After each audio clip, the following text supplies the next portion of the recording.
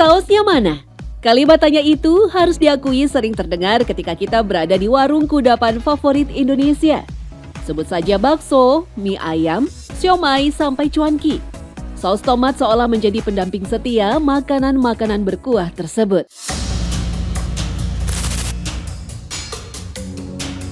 Tetapi bisakah Anda membayangkan jika yang Anda santap tersebut berasal dari bahan yang tidak higienis, bahkan cenderung membahayakan?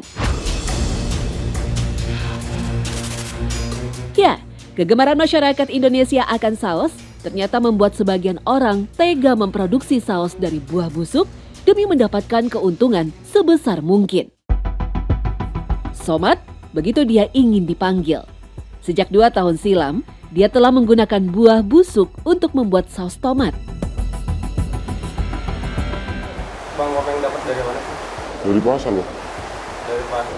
Ada kriteria nggak yang harus dibeli itu bentuk tomat yang seperti apa dan cabai yang seperti apa? Enggak, kita barang-barang biasa aja, barang yang nggak layak konsumsi, yang udah ya nggak pantas lah untuk diedarin, di barang busuk lah. Memang, jika ditakar, harga buah busuk tersebut sangatlah jauh dari pasaran. Tomat busuk hanya dijual Rp5.000, cabai dan pepaya pun sama harganya. Hanya saja Somat tidak pernah memberitahu pedagang buah untuk apa dia membeli barang busuk tersebut. Itu udah ada pelanggan di pasar, dari tukang-tukang sayur ya, kita udah ada. Kita pribadi lah, nggak tahu dia kita buru-buru produksi apa. Tanpa proses pencucian ataupun dipotong, semua bahan langsung dicampurkan menjadi satu. Yang mengejutkan, semua bahan tersebut diinjak dengan kaki telanjang dalam sebuah ember. Tak lupa, sebuah bahan yang berbahaya yang dikenal sebagai boraks dimasukkan ke dalam adonan. Nah, kalau itu dicampur apa tuh? Putih-putih gitu. Udah juga. Oh, boleh saya lihat? Maaf deh. Oh. Oh, ini campur. Ini tujuannya buat apa kalau ini? Yang ngilangin bau busuk. Oh. Jadi kita pakai bahan-bahan DS bang, bahan-bahan yang nggak layak konsumsi.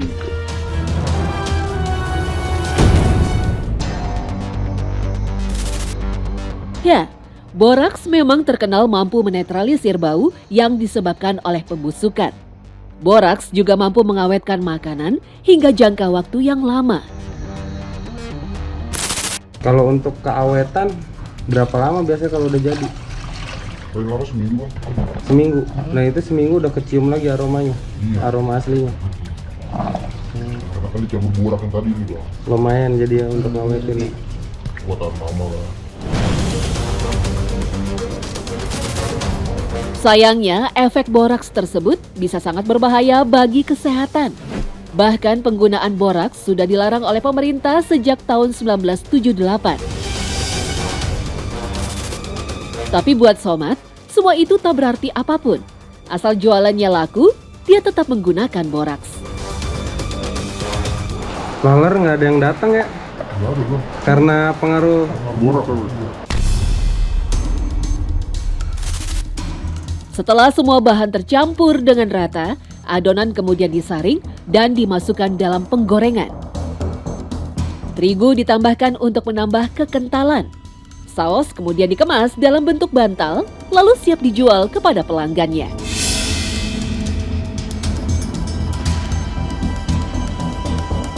Dalam sehari produksi, Somat bisa mendapatkan keuntungan 6 kali lipat dari harga modal.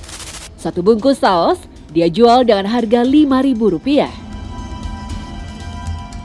Kebanyakan ya tukang cilok, terus tukang bakso tusuk, bakso, tukang somai.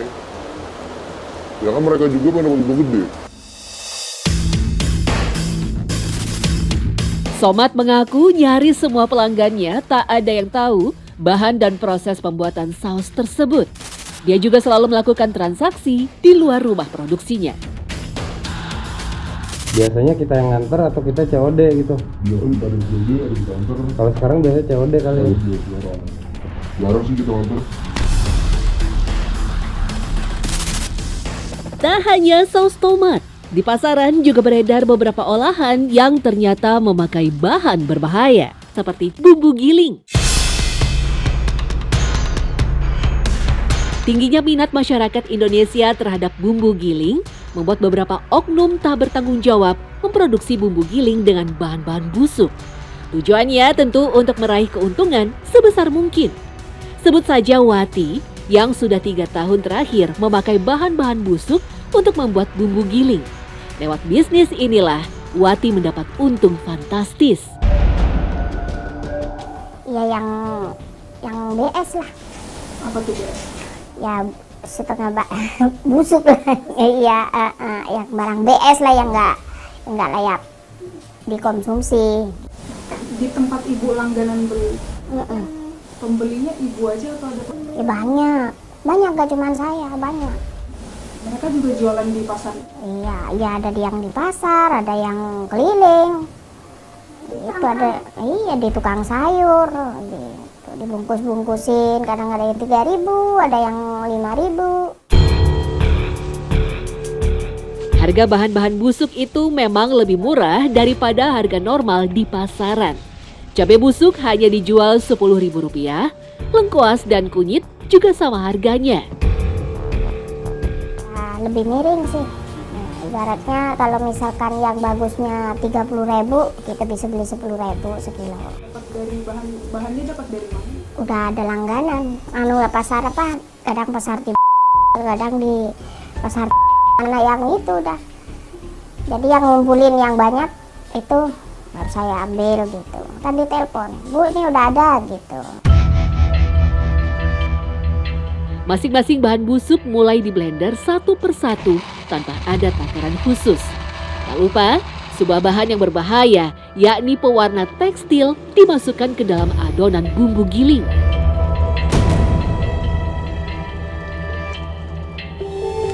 Campur apa tuh Bu? Tadi Itu bahan apa Bu?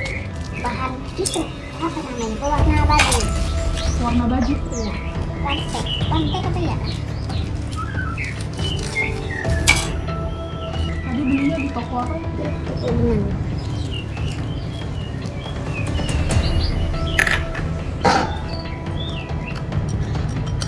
Itu bikin teksturnya berubah nggak Bu? Warnanya bikin tekstur bumbu. Iya, jadi kita jadinya warna.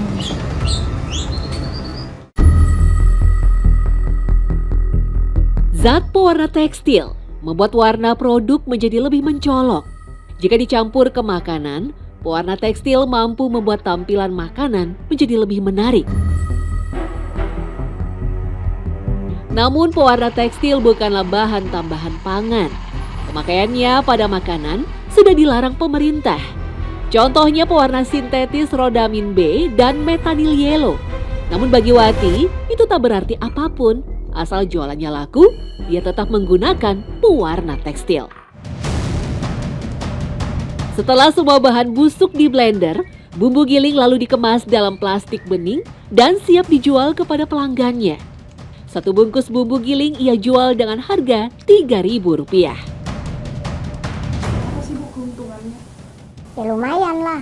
Modalnya berapa? Mau misalkan modal 50.000, kita bisa dapat 200, bisa lebih. Banyak nggak sih Bu yang tahu kalau Ibu jualan bumbu giling kayak gini? Ya kalau sini mah nggak ada. Ibu ya ibaratnya kan ngontrak di. Kalau orang sini mah taunya ya bumbu yang bagus. Pembelinya dari kalangan mana itu? Ya dagang-pedagang. Ya kadang ada juga perumahan-perumahan gitu kan. Pernah mempertanyakan nggak bumbu itu? Ya nggak ada sih, aman-aman saja selama ini. Nggak ada yang komplain. Kami menemui Dr. Fiastuti, salah seorang dokter gizi, untuk menanyakan efek buruk dari bumbu giling berbahan busuk tersebut terhadap kesehatan manusia. Bumbu giling yang dibuat dari bahan busuk tentu punya efek buruk bagi kesehatan, apalagi jika memakai bahan tambahan seperti pewarna tekstil dan boraks. Nah, aflatoksin ini kalau masuk ke dalam tubuh manusia bisa efeknya akut, serangan akut.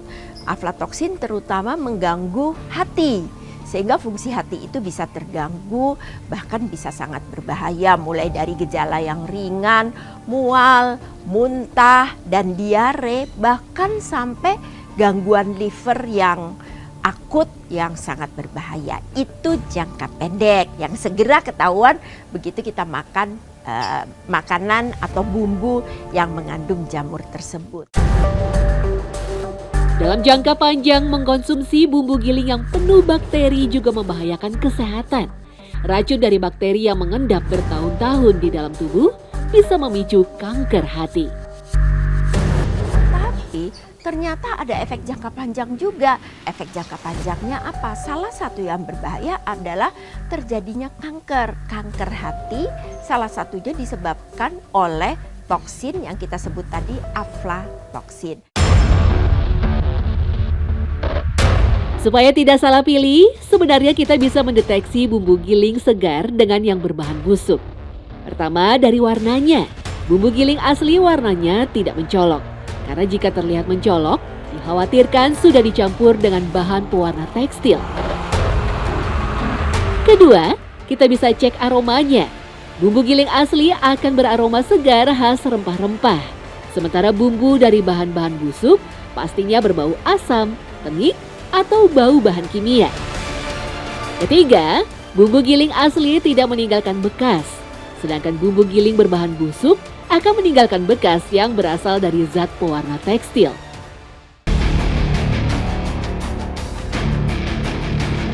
Jika sedang berbelanja di pasar, ada tips untuk mengenali kios yang menjual bumbu giling asli. Biasanya kios tersebut akan memproduksi bumbu gilingnya langsung di tempat, sehingga seluruh prosesnya dapat dilihat pembeli. Kalau yang cabai nih, kalau cabai kita giling, kita cuci dulu, cuci sampai bersih, baru kita tirisin dulu airnya, baru kita taruh garam, ya, baru benzoat, baru digiling. Gunanya garam sama benzoat itu apa, Mas? Pengawet. Udah diizinin ya bahannya? Sudah diizinin. Tahan berapa lama, Mas, itu pakai garam dan benzoat?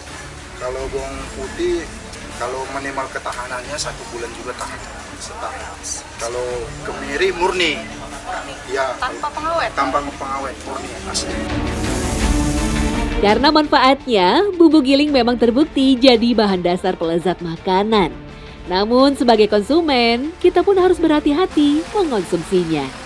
Secret Story mengungkap rahasia di balik cerita.